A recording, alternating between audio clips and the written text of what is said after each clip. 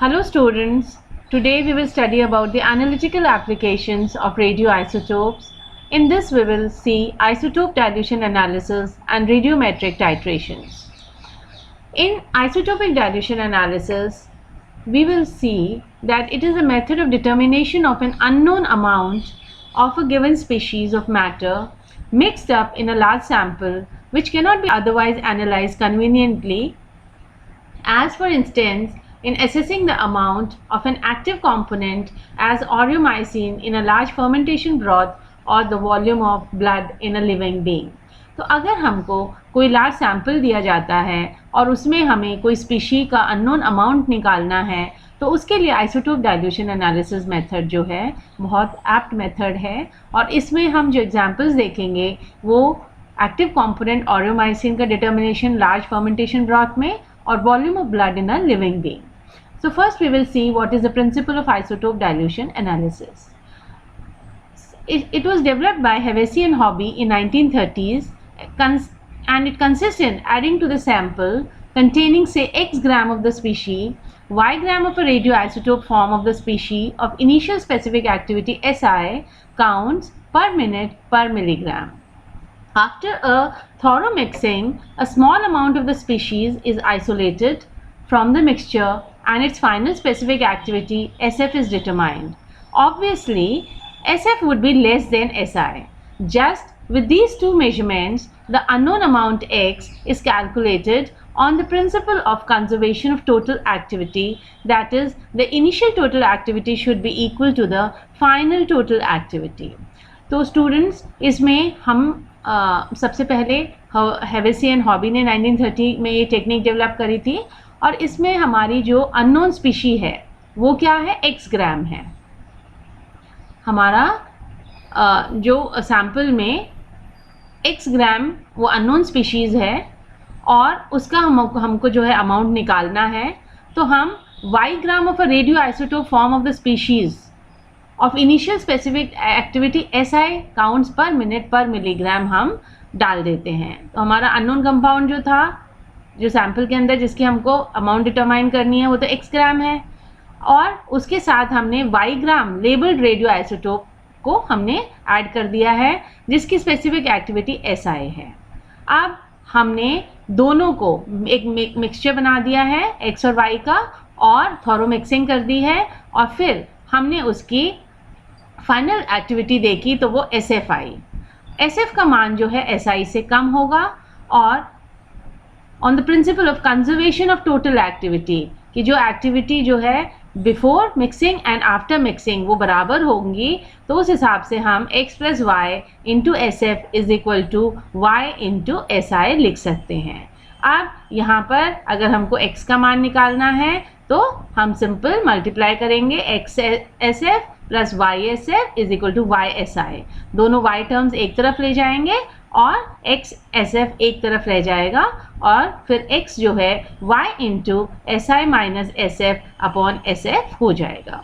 तो इस तरह से हम कोई भी हमारे पास अगर सैंपल है और उसमें हमको अमाउंट किसी स्पीशीज़ का निकालना है तो हम आइसोटोप डाइल्यूशन एनालिसिस से निकाल सकते हैं। This will be more clear when we see the examples. First is estimation of aureomycin in fermentation broth. अगर हमको ऑरियोमाइसिन जो कि एक एंटीबायोटिक है उसका हमको एस्टिमेशन करना है फर्मेंटेशन ब्रॉथ जो है वो उसमें एंटीबायोटिक ये ऑरियोमाइसिन की मात्रा होती है और उसको हम निकालने के लिए आइसोटोप डाइल्यूशन एनालिसिस मेथड करेंगे। तो हम 1 kg ब्रॉथ ले लेते हैं, ठीक है, और उसमें हमने x मिलीग्राम जो है हमारा अननोन ऑरियोमाइसिन है और हम ऑरियोमाइसिन लेबल्ड विद C14 उसमें ऐड कर देते हैं। जिस अननोन चीज़ को आपको निकालना है उसी का हम जो है लेबल्ड ऑरियोमाइसिन ले लेंगे विद C14। उसकी जो एक्टिविटी होगी स्पेसिफिक एक्टिविटी वो SI होगी और which is equal to 150 counts per minute per milligram. After a thorough mixing 1 milligram of aureomycin is isolated and suppose the sample registers 400 counts in 20 minutes। ठीक है, फिर हमने उसमें से जो हमारा लेबल्ड आइसोटोप था ऑरियोमाइसिन का C14 का, उसकी एक्टिविटी कितनी थी 150 SI जो है 150 counts per minute per milligram है। थॉरो मिक्सिंग के बाद हमने एक mg जो है उसका आइसोलेट किया और उसकी फिर हमने काउंट रजिस्टर करी तो 400 काउंट्स इन 20 मिनट्स थी। तो अगर हम पर मिनट में निकाल लेंगे तो कितना हो जाएगा 20 counts per minute per milligram हो जाएगा। तो पहले आपकी 150 थी और बाद में SF जो है वो 20 हो गई। तो where the count rate is small, it is necessary to extend the counting over sufficiently long period to minimize counting errors. जहाँ पे count rate small है वहाँ पे हमको जो है extend करनी पड़ेगी counting over sufficiently long period. तो अब हमारे पास हमारा फॉर्मूला क्या था? If we see our formula, it was x plus y into SF is equal to y into SI. तो इस हिसाब से x plus y is 1. हमने जो हमारा एग्जाम्पल है, जो हमारा y है वो कितना है 1 मिलीग्राम है ऑरियोमाइसिन का और लेबल्ड वाला, और उसमें जो है काउंट SF आई है वो 20 आई है, SI जो है 150 है। तो इस हिसाब से x का मान 6.5 मिलीग्राम ऑफ ऑरियोमाइसिन पर kg of broth. 1 kg broth जो हमने शुरू में दिया था उसमें ऑरियोमाइसिन की मात्रा जो है वो 6.5 mg है। तो इस तरह से हम जो है कोई भी अननोन चीज़ को किसी भी लार्ज सैंपल से डिटरमाइन कर सकते हैं। An instance where the technique was used by the author was in computing the trace amount of potassium impurity in filaments of tungsten used as supports for the solid ion source in mass spectrometry, as this was interfering with the analysis of isotopically enriched samples of potassium. By diluting the impurity with potassium and enriched in 40 potassium, the impurity potassium was found to be 3 into 10⁻⁻⁶% of tungsten. तो इस technique को हमने कहाँ use किया? Trace amount of potassium impurity को मतलब निकालने के लिए in filaments of tungsten. Filament of tungsten जो है उसमें ट्रेस अमाउंट्स में पोटेशियम की इम्प्योरिटी होती है, तो उसको जो कि यूज़ करते हैं हम support for the solid ion source in mass spectrometry. So, and this was interfering with the analysis of isotopically enriched samples of potassium. तो इससे इस मेथड से इम्प्योरिटी को डाइल्यूट करके और पोटेशियम को फिर एनरिच करके 40 पोटेशियम को जो इम्प्योरिटी पोटेशियम की आई वो 3 into 10⁻⁶% ऑफ टंगस्टन आई। अब इसी तरह से हम estimation of volume of blood in a living being कर सकते हैं। कभी कभी डॉक्टर्स जो हैं उनको ब्लड का लेवल जो है वो देखना पड़ता है। एनीमिक पेशेंट है या कुछ हेमोरेज प्रॉब्लम हुई है तो उसमें डॉक्टर को एकदम से पता करना होता है कि पेशेंट के अंदर कितना ब्लड बचा है। तो उसके लिए जो मेथड है वो भी आइसोटोप डाइल्यूशन एनालिसिस है। इसमें हम 1 मिलीलीटर पेशेंट का ब्लड ले लेते हैं और उसको फिर हम लेबल कर देते हैं 24 सोडियम से, ठीक है। और जो इनिशियल स्पेसिफिक एक्टिविटी है इसकी लेबल्ड ब्लड की वो कितनी है 0.1 सेंटीमीटर क्यूब उसकी जो है स्पेसिफिक एक्टिविटी है। S1 जो है वो उसकी इनिशियल स्पेसिफिक एक्टिविटी होगी जो हमने किस में देखी है 0.1 ml ऑफ इट। हमने 1 ml पेशेंट का ब्लड लिया था, उसमें उसको हमने लेबल कर दिया था 24 सोडियम से और उसमें से फिर 0.1 ml हमने निकाल के उसकी स्पेसिफिक एक्टिविटी नोट करी, वो SI थी, ठीक है। SI काउंट्स पर मिनट पर सेंटीमीटर क्यूब। अब जो रेस्ट ऑफ द लेबल्ड बच गया 0.9 ml ऑफ द ब्लड, उसको हमने जो है री इंजेक्ट कर दिया वापस से इंट्रावेनसली। इसको हमने वापस से री इंजेक्ट कर दिया और after about 15 minutes needed for the circulation and homogenization of the blood, once again 1 ml of the blood is withdrawn and its specific activity SF is determined. The unknown volume of the blood in the patient's body, that is the x centimeter cube, is calculated from YSI is equal to x plus YSF। और ये x plus YSF को हम क्या कर सकते हैं x SF कर सकते हैं और x का मान y is equal to SI/SF centimetre से निकाल सकते हैं। तो इसमें बच्चों हमने क्या किया, पहले हमने 1 ml ब्लड ले लिया, उसमें से उसको लेबल कर दिया और फिर 0.1 ml निकाल के और उसकी स्पेसिफिक एक्टिविटी नोट कर ली, ठीक है। और उसके बाद जो है उसकी स्पेसिफिक एक्टिविटी SI हो गई। जो रिमेनिंग लेबल ब्लड था 0.9 उसको वापस से हमने इंजेक्ट कर दिया और 15 मिनट्स ताकि होमोजेनाइजेशन हो जाए ब्लड का। उसके बाद वापस से 1 ml ब्लड निकाला, उसकी स्पेसिफिक एक्टिविटी SF निकाली। तो इससे हम unknown volume of the blood जो है निकाल सकते हैं और एक नॉर्मल एडल्ट ह्यूमन बीइंग में 5 to 6 लीटर्स ऑफ ब्लड होता है। अब नेक्स्ट हम देखेंगे radiometric titrations.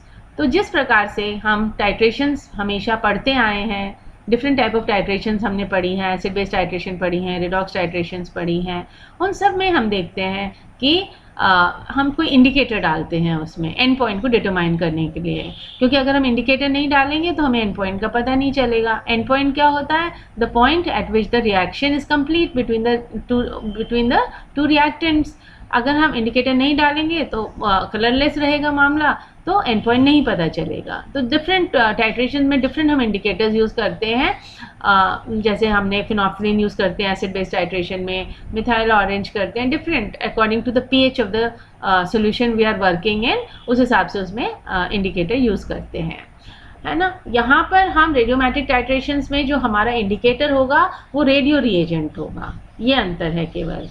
For example in the titration of silver by chloride ions, हमको सिल्वर की टाइट्रेशन करनी है क्लोराइड आयन से, तो हम उसको क्लोराइड आयंस को लेबल कर देंगे 36 क्लोरीन से, है ना। और सॉल्यूशन जो है it will remain inactive till the end point is reached as all the activity is removed as AgCl precipitate. जैसे ही अपन उसमें सिल्वर डालेंगे तो AgCl प्रेसिपिटेट बन जाएगा, तो सॉल्यूशन जो है वो इनएक्टिव रहेगा एंड पॉइंट तक। End point is indicated by certain release of activity into the supernatant solution which keeps increasing thereafter। और end point के बाद जब AgCl precipitate वापस से dissolve होने लगेगा तो उसके बाद से एकदम से release of activity होगी solution में, जो कि increase होती रहेगी।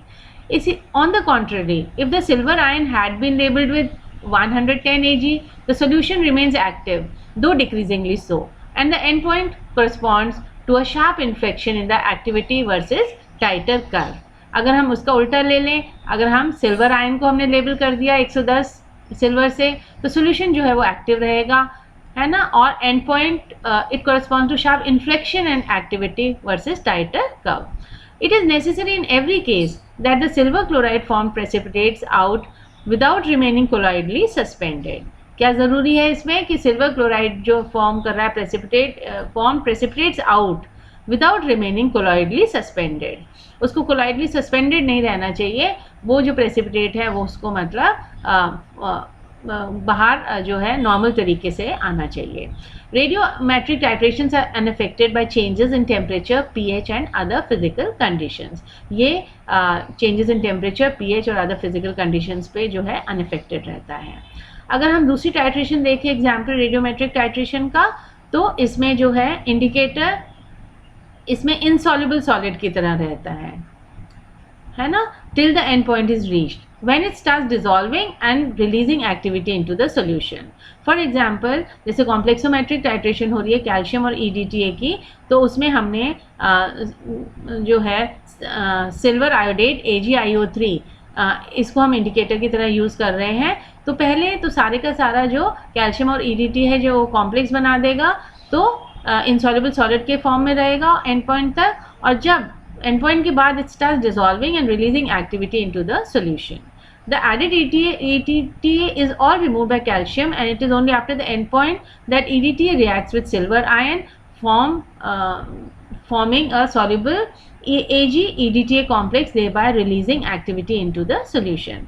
तो एंड पॉइंट तक तो कैल्शियम और EDTA जो है वो कॉम्प्लेक्स बना के रहेंगे, और एंड पॉइंट के बाद जो है वो इसमें जो है सॉल्युबल फॉर्म में आ जाएंगे, Ag के साथ EDTA मिक्स होगा, thereby releasing activity into the solution.